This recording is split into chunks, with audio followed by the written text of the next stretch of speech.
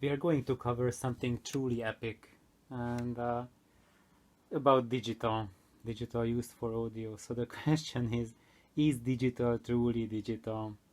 So you might think that these audio club sessions are very long, so I'm going to say it out in the beginning. No, digital for audio is not digital. It is just very high frequency voltage gated analog. True digital is quantum computing, and we do not have quantum computing in the DACs yet, so that's quite far away. What we have technology currently today is in the analog domain, and it has nothing to do with zeros and ones, or your DAC, your streamer, your CD player is converting analog signals and using basically signals recorded in the analog domain. We are just calling them digital because of a trick they employ. But truly all that is going on is very high frequency analog. And if you want to continue with me and discover why it is and how it is, and what are some key implications, then just please join me. So a lot of people have noticed that there's a difference between the sound quality from a Discman and that of a high-end audio CD player or DAC, and a lot of people really don't believe this, and they are the ones who fight against snake oil. So all of these crusaders who believe that nah, you guys are just poppycocks, that there's no difference whatsoever if it's 16-bit digital, 16-bit, 16-bit, it's the same thing. There cannot be any difference. It is perfect ones and zeros, right? And this mentality is because we have computers around us, and they work in the digital domain. Like, look at this computer here. This is the biggest computer on our planet right now. It is in Japan, and it has 7 million computer cores in it, and it requires basically a power plant to run it. It consumes about 10 megawatt of power, and it has the computational power of almost 500,000 teraflops, and that's just fast. So it means that it can do billions times trillions of calculations per second. So basically there's ones and zeros flipping in almost like an endless amount of them each second with extreme precision. So there's no failure, no problem. It's just perfect technology. But our problem with audio is not this. No one has any questions about digital, how it works for computers. Our question is that no one ever heard these digital ones and zeros. We do not hear in the digital domain. We are not bats. This digital noise has to be translated into analog. And this is my first bomb for the snake oil crusaders, that yeah guys, while zeros and ones are zeros and one, you can't argue with that. Actually we will. But your digital analog converter chips translate this digital mass into analog, and the way they translate it to analog, that makes the difference between those two players. So just think about your digital signal as your recipe. So we are cooking music, and in our recipe this is like, let's say for a Bach partita, and it's like ones and zeros, and from these ones and zeros, if you have a perfect DAC, a perfect streamer, whatever, then your master chef, if it's like a great DAC, can cook perfect music. But if you have an inebriated nincompoop who is in charge of making your musical dish, then you will get a bag of garbage. as illustrated by these $15 disposable CD player. So yes, it does make a huge difference how your digital music source is built, because even though ones and zeros are the same fed to each of these components, but how those components translate them into analog can be extremely different from each other. Okay, now my second bomb for for anyone and everyone interested in digital music and thinking that it is perfect, like digital is perfect forever, then actually the problem is that the recipe is not perfect either. Because in that cookbook, we do not have ones and zeros. We would have ones and zeros only if we had quantum computers. In real life, we have voltages. And this is how it looks in your memory chip, in the memory chip of your streamer.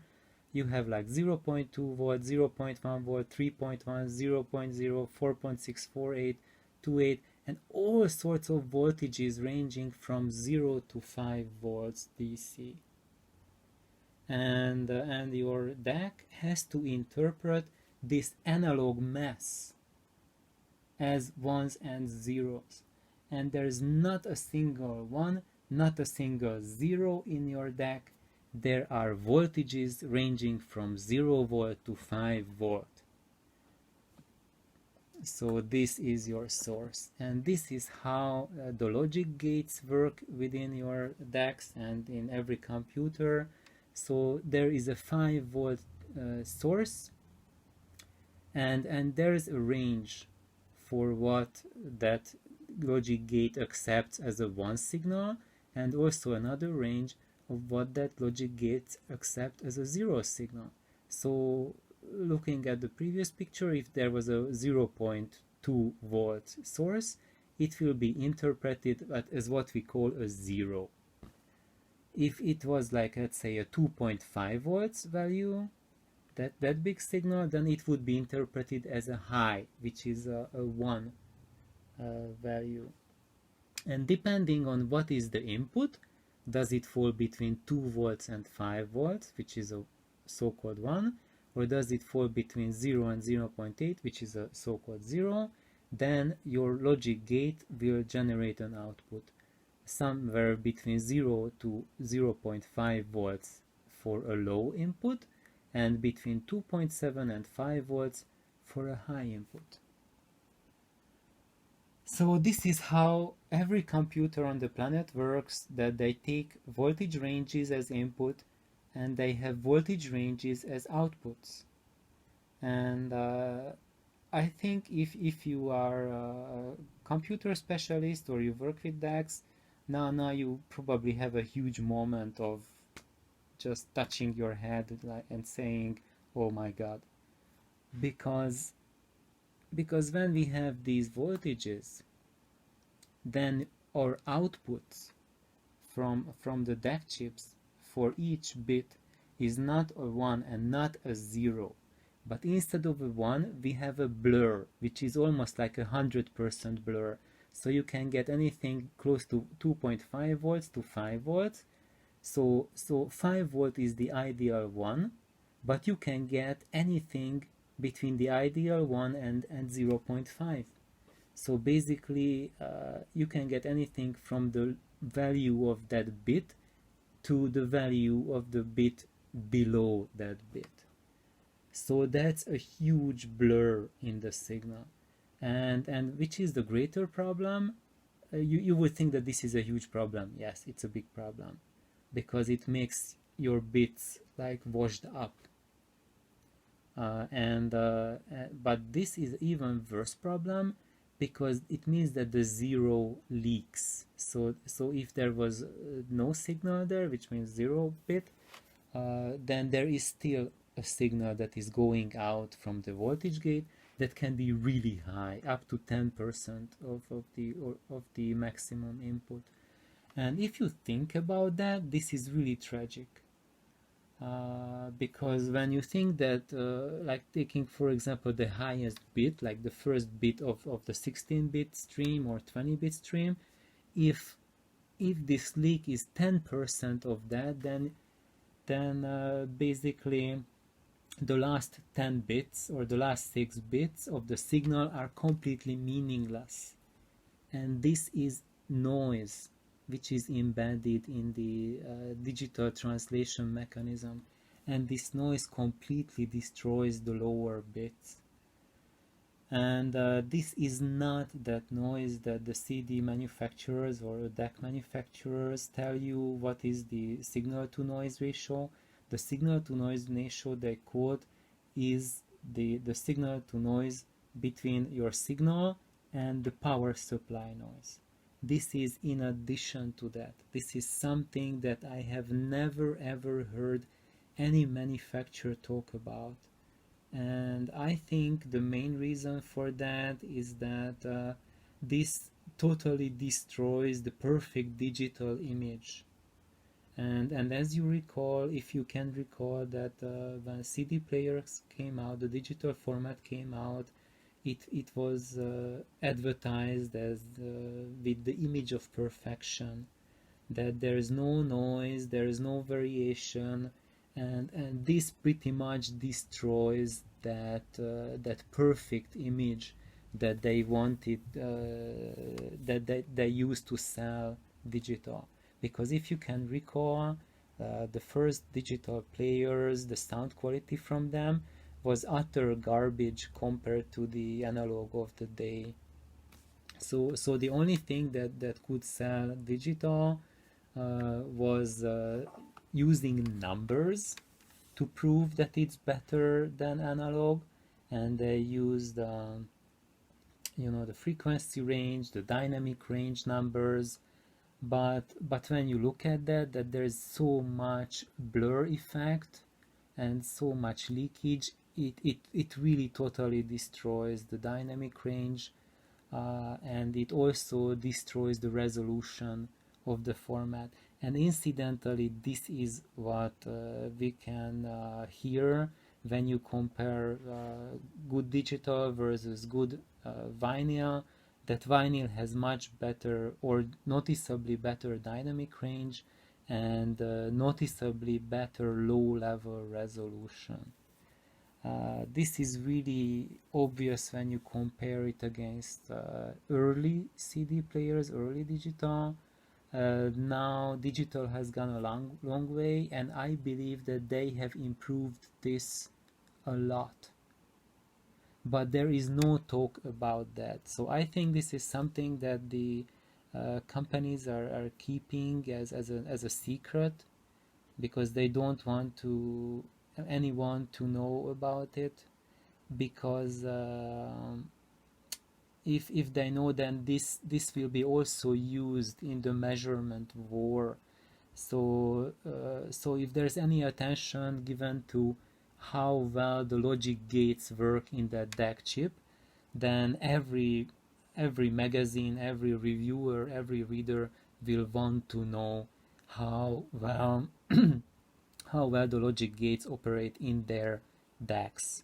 So it will be one more measurement everyone has to make, and it will really weed out the bad grass from the good crop that many of the DACs have probably a really poor gating logic chips inside.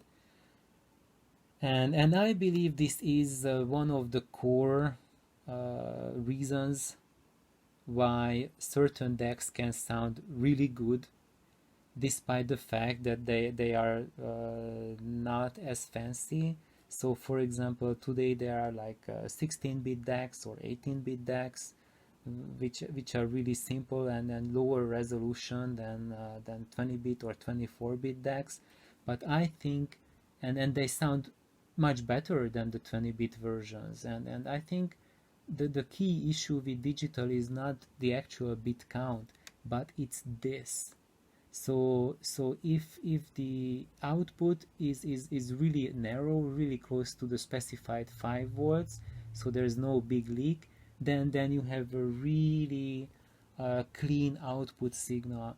If there is no low level leakage, then the low level bits will be able to count. If this leakage is high, then the low, it doesn't matter if you have 16 bits, 24 bits, or 100 bits, because nothing below, let's say, like 12 bits will count to any amount at all. And I believe that probably what we hear in digital and the quality of the DACs, most of it comes down to improvement of the logic gates. So let's see what is the requirement of the leakage for each logic gate. If we have a 20 like a 14-bit DAC, like the early Panasonic or early Philips DAC that they had, the first generation, then you need 1 millivolt leakage tops to make use of all 14 bits. And look at that, the original logic gates that computer technology uses, they have 500 millivolt leakage. So it means that even the very first DACs to use all of the bits had to be 500 times better than the technology of their age. If we use 16-bit and we want to hear the last bit to count, then we need a 300 microvolt leakage maximum, or lower, to allow us 16-bit resolution. So if the leakage is greater than that, then you will hear only maybe 14 bits, 12 bits, who knows what. And this is just greatly better than the 500 millivolts. This is like 1,000 times, over 1,000 times better. And I don't think that the early generation DAC chips were anywhere near to that. And when we jump to our age, for 20-bit you would need a 50 microvolt leakage, which is 10,000 times improvement over what you have even in your best computers today. And for 24 bits you would need 3 microvolt, and which is like a totally unobtainable goal today, I believe. And I think you could reach like a 3 microvolt leakage if you have superconducting logic gates. Probably that's the level, and that's why even though today people record in 24 bits, nothing, the lowest 4 bits are totally useless and covered below this logic gate noise. So even if you would have a power supply which can handle 24-bit, and I believe we don't have anything like that, the best power supply only allow 20-bit, but if they would allow 24 bits, even then the logic gate leakage would completely wash those last 4 bits away. And this leakage is never ever published for any single DAC ever. And this is the key feature that really tells you what is the true resolution of your player. Because for example, if the player says it's a 24-bit DAC, but it has a 1 millivolt leakage, then it's truly a 14-bit DAC. That's what you can use, because everything below 1 millivolt, below those 14 bits, is buried under the noise of the first highest bit. So this is a really critical parameter of every DAC, and we know nothing about this. And the other parameter would be like how tight the output is, what is the signal blurring, and this is never ever published either. And this is something really tricky, really finicky. So when we look at this distortion component, this is something that really destroys detail level. So that's why when you listen to digital, it seems artificially clean and clear. It's because this 50% signal blurring, it really washes out minute details. But you do not really notice it because it's at an extremely high frequency and it's embedded into the signal.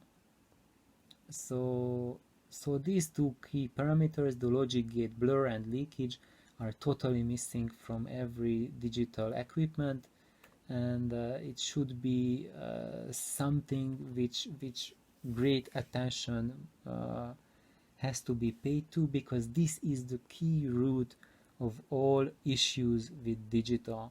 And if we could fix these two, then all of the rest would be much easier to solve. So just think about that this issue, that 1 is not a 1 and 0 is not a 0, is the root of all problems. So everything that becomes the tree of the problems, such as time alignment, jitter, and whatnot, that just is on top of this uncertainty that 1 is not a 1 and 0 is not a 0.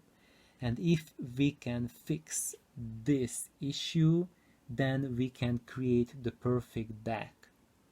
And I really wonder why no one is talking about this. I really suspect that those companies who build the best DACs, they are very keenly aware of this issue, and they just don't want to talk about that and just tell it to their competitors that, hey guys, this is what we need to work on. They're just happy to work on it and just tell no one about it. So when we think about it, digital is just voltage limited analog.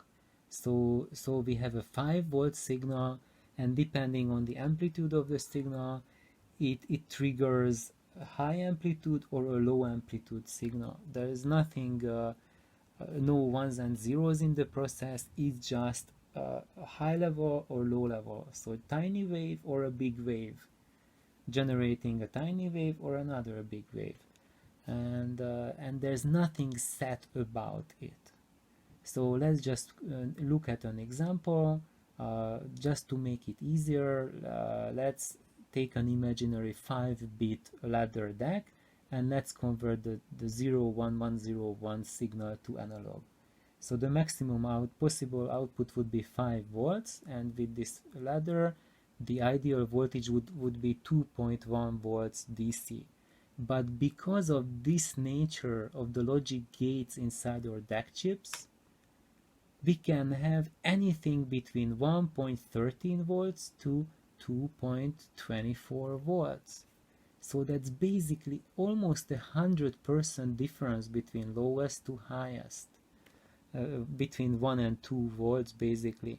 That's just gigantic. So it means that we are embedding 100% noise into the signal, so the same level of noise as the signal. So you would ask why no one has ever found this. It's because you embed it at the level of 44 kilohertz, and when you embed noise at that level, especially this type of noise is not a harmonic noise, so you will not, it's a chaotic, it's a stochastic noise. And as such, you will not see it coming up in a harmonic spectrum. So when you make distortion measurements, it will only pick up the harmonic content of the noise. This is not a harmonic noise, and therefore, because it's at the highest frequency and it's mixed into your signal, it becomes indistinguishable from your input signal. And so that's why I have the wolf in the sheepskin, because you have the sheep as the signal, the wolf as this uncertainty, and the two become one, and you cannot make any difference between the two. That's why digital sounds so artificially clean, and the just showing that the result of this TTL leakage process is that happens during the digital to analog conversion It artificially removes the low level details because because of the blurring and the leakage, and it creates artificially an illusion of clarity, that it's very clear and free of noise. And also we see a compression of dynamics.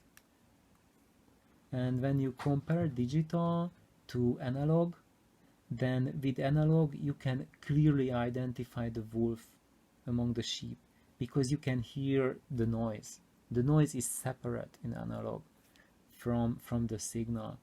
And that's why people have a problem with analog, because they can identify, they can pick out the noise.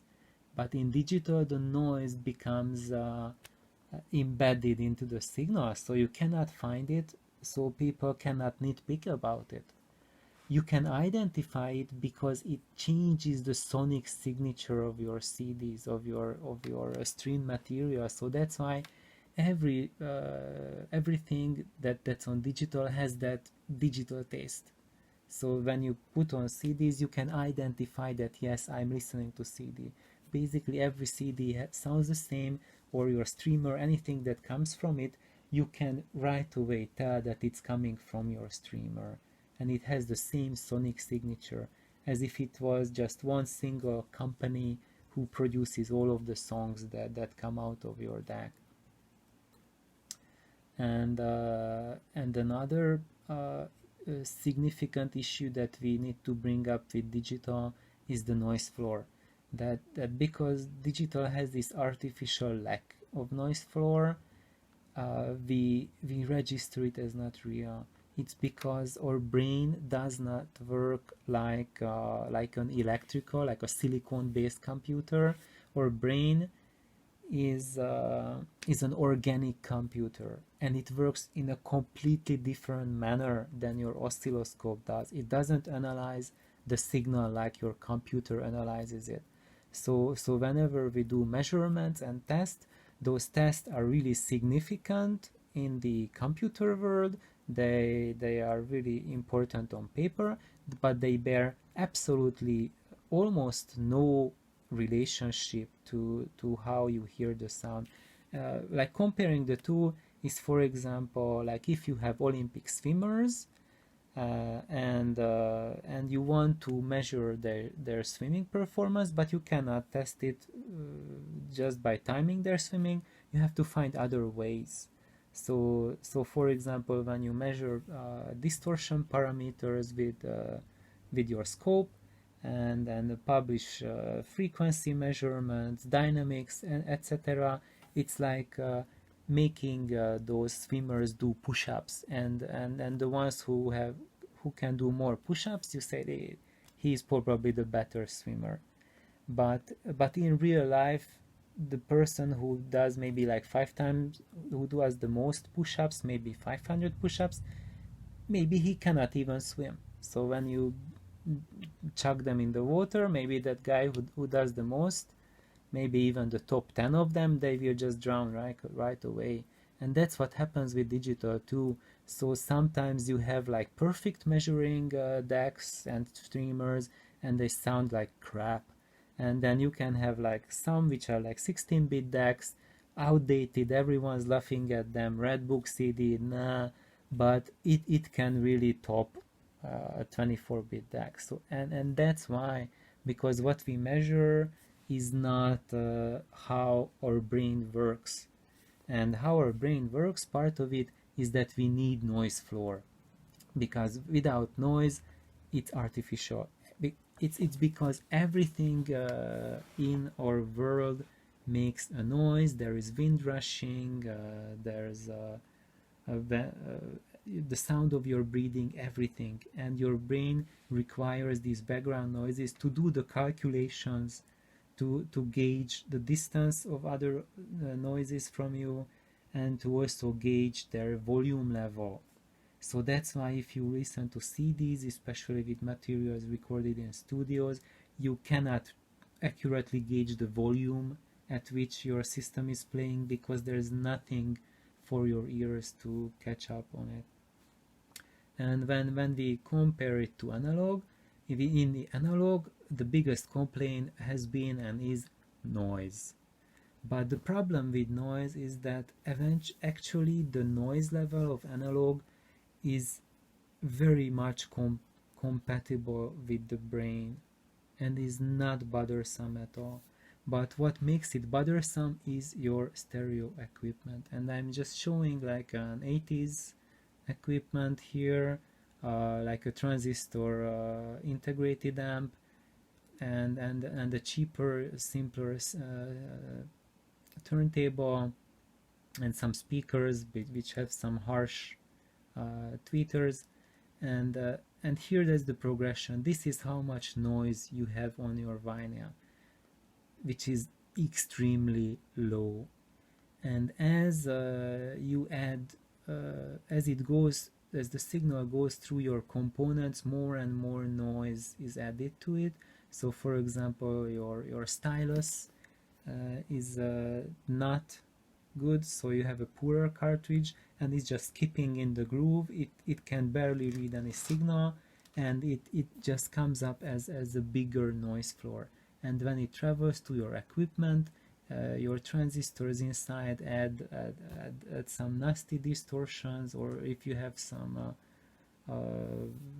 high feedback tube amplifier, it does the same thing, and your speakers add more distortion, and you end up with a really high noise floor, which is extremely bothersome.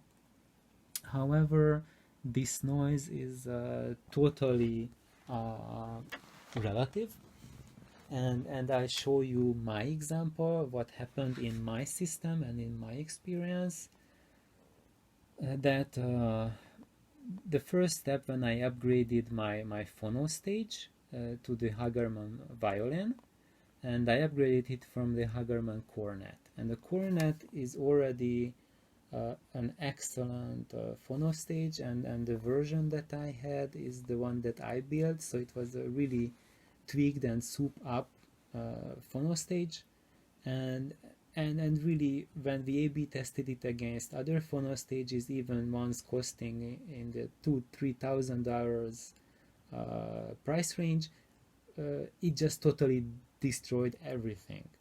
So I had a pretty good phono stage to start with, but when I changed it to the violin, in comparison, my cornet sounded broken. And the major difference that this made is that it opened up the dynamic range tremendously. And with the dynamic range opening up, I could hear more of the signal from the record. And the noise floor stayed the same, but I had a much greater dynamic range of music coming. So the noise floor became less bothersome. And the next gigantic leap in the noise floor came when I changed my moving magnet Audio-Technica cartridge, which was an 8440 ml, to a moving coil one, which is the Audio-Technica ATF7. This is a virtually unknown cartridge. It's super cheap, and I bought it because I wanted something that if my cats destroy it, I would not mind. And when I put this on, that there was like a tremendous increase again in the signal to noise ratio. And I also would like to add that with this change, the deep bass appeared. So when you compare analog to digital, digital seems to have more bass, deeper and stronger than analog, but it's because the cheaper cartridges, they cannot read out good bass. Once you have a good cartridge, good moving coil, low output moving coil cartridge, then the bass output just completely transforms. And my last leap in the analog signal retrieval came with the change for the Altec speakers, and these are about 102 dB efficient. And when I started using them, there was it was like a revelation, because before with any other speakers I tried at any efficiency level, basic efficiency levels up to 96 dB, there was a gigantic difference between excellent recordings like EMIs or Decas and Londons, or first issue, first pressing RCAs, and record labels like Angel and Seraphim. And the Angel and Seraphim, they use master tapes, and they have like really high level noise, tape noise on their pressings, and they also use cheaper vinyl, and that also adds some more noise to it. And I was almost ready to give up on those recordings, because the noise just completely covered up most of the music, and it was completely unenjoyable. So I heard I could identify the music piece, but even for me, the amount of noise they had was just beyond tolerable. However, with these attacks and everything else unchanged, the Angel recordings and Seraphim's noise floor just plummeted, just dropped tremendously, and the dynamic range opened up to an incredible level. So that now if I put on an Angel recording, yes, there is background noise. There I hear that noise coming, but it is completely separate from the instruments playing. It's like two completely different entities, and it does not distract from the experience at all. It feel, if it's like a big concert, it feels like a big concert, and it's completely enjoyable. So that this is something to be said about noise. And I would like to add one more aspect of noise, is that brain requires noise to get a sense of dynamics. And all the low-level information can be only processed by the brain if there is noise. So one technique that we use today is if you have for example, you record a conversation and it's too soft, so you cannot hear anything, you just add low-level noise to it, and you can make the conversation understandable. So low noise is required for legibility and for the to hear low level details. So if you have a recording which is squeaky clean, there's absolutely low noise, it doesn't matter if you have 500 bits resolution, you will not hear the low level information at all, because a key component is missing for your brain to process the information.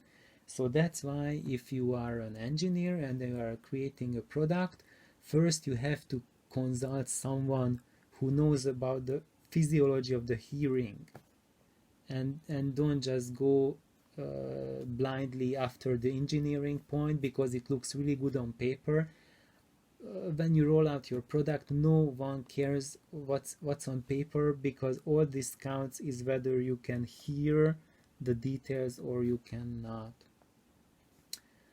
And I would say that the amplifier, that's also a key component for noise. One experience that I can share about that is with the Quicksilver V4s, is that they were the only amplifiers that I have heard in my system where like a cassette tape noise became completely separate from the instruments. So with the Quicksilver V4, actually it was a modified V4. Stu started modifying it, and then I finished its modification for a friend of mine. So it's not a stock unit, it's quite a bit upgraded, but with that, those amplifiers, the cassette tape background hiss became completely detached from the music, and all the voices and instrument became live. And I can tell you that even just the plain normal bias factory cassette tapes uh, played from my Nakamichi tape deck just completely destroyed any digital I ever heard in my life. It's just totally insane. I had a experience from that setup, from cassette tape, of the best human vocal recording ever, that could elicit a response from me that only just the best uh, vocal experience elicited from me. And that only happened like 2 or 3 times in my life, with a live event, with the singer singing within 10 feet of me, and it was an exceptional singer. And it happened the fourth time with that system, which was my system with the V4, on with Jesse Norman singing from a cassette. So I tell you everyone that analog has like tremendous potential because it doesn't have that embedded noise that digital has, but it has that healthy noise which the brain requires to process. But to keep that analog noise at a manageable level, you really need an exceptional system. And I would say that my amp, which you cannot see here, that can also do that effect, that what that modified Quicksilver could do. But apart from these two amps, I never ever heard any other amp that could reproduce this. So going back and summarizing it, that actually the digital, what we call as digital, but truly it's not digital, it's just voltage limited analog. It's a double smear attack, because the first smearing happens when you convert the sound, your analog signal, to digital, and it becomes not zeros and ones but values between 0 and 5 volts, and those get either transferred to a memory chip, or a hard drive, or just burned as bits onto a CD. And here we induce a level of instability, and the wider the spread here between the 0 and 1 values, then the wider the instability we get when we want to read it and decode it. So I would like to just ask you guys, everyone, what do you think about this issue? Have you heard about what the logic gates are capable of? Is there anything known publicly about that? Or am I missing something from the picture? To me, this explains a lot, and is also like, I would think that part of one of the industry secrets, and we shall see. So I hope you liked it and it wasn't too long, and please give your comments, and have a wonderful, fantastic evening.